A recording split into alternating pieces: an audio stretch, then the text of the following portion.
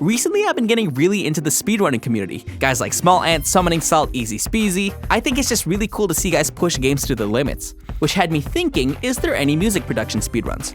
Probably not, because, it's stupid and pointless, and music is one of the highest art forms, and it should be treated as such as a meticulous process. The journey's not the destination, blah, blah, blah. Which has me thinking, if nobody does it, then there's a world record up for grabs somewhere. Which is what I thought until I stumbled across this video. I saw a guy speedrun Soulja Boy's Crank That, and I think we should do that as well, given you can create that song with only the stock sounds in FL Studio. Since there's no rules for this speedrun, I think it's best if I create the guidelines myself. First rule is we're gonna recreate the song up to 45 seconds. Second rule is I have to sequence everything. No loops, I have to click everything in by hand. And I think that should be okay. First attempt, let's just take it nice and easy. This speedrun consists of 3 main sections: loading up the sounds, sequencing the drums, and then arranging it. I know we need this snap, this cymbal, we need this, boom, this, that, this one.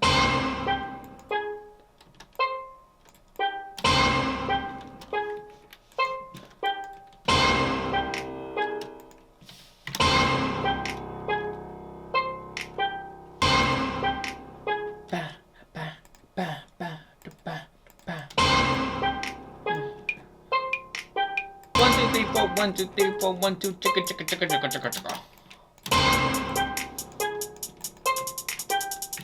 chicka. Time. Where's my metronome? Wow, 10 minutes? Okay. And with that, I finished my first speedrun at around 10.5 minutes.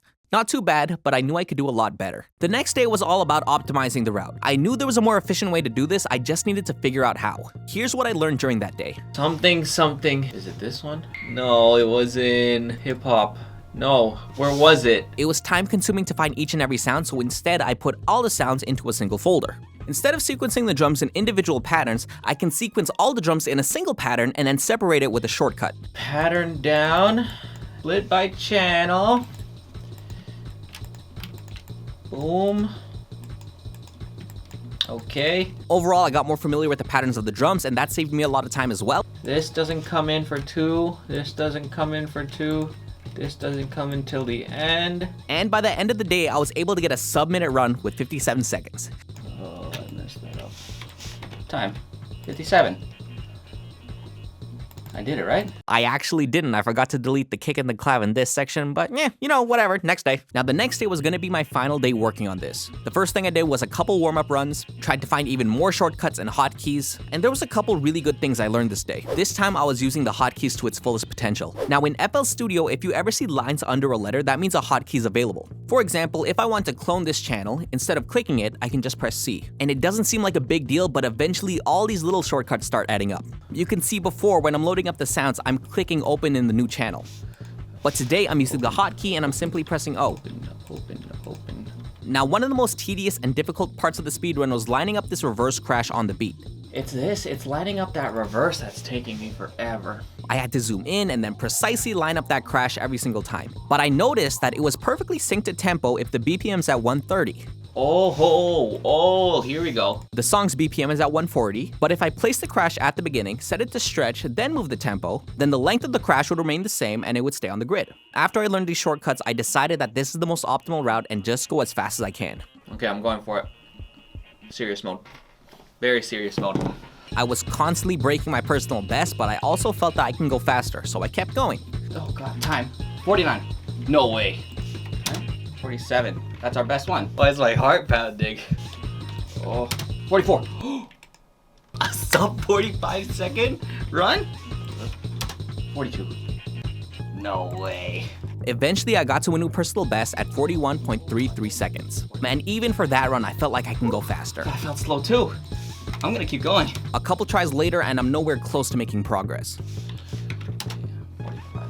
How did I get 41 just now? 41 might be impossible. What was I on just now? I need a break. I was still really proud of 41 seconds, and I was about to call it there, but I had one run where I was on really good pace. This is looking 1, 2, 3, 4, 5.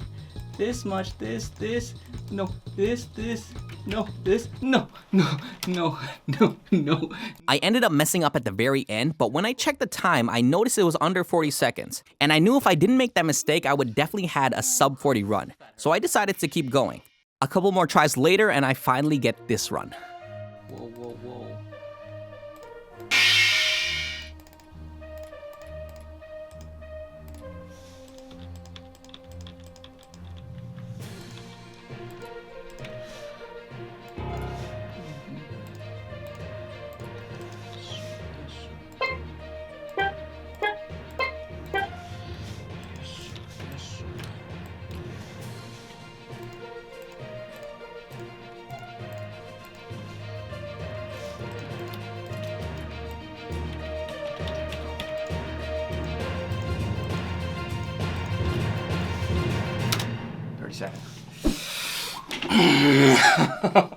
Yes.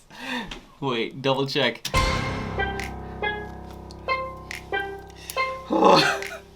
Whew, that's tough.